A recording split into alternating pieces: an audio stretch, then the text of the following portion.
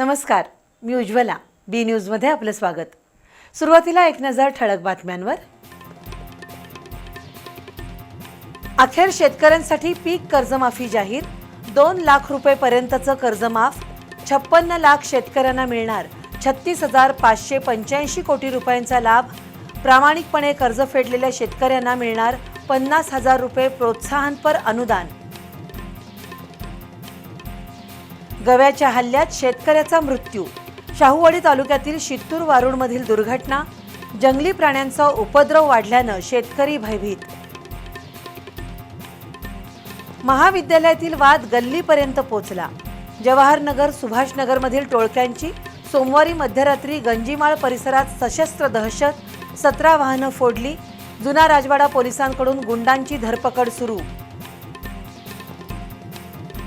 थकीत पगारासह अन्य प्रश्नांवरून कोल्हापूर शहरातील कचरा वाहतूक करणाऱ्या टिप्पर चालकांनी पुकारलं अचानक काम बंद आंदोलन.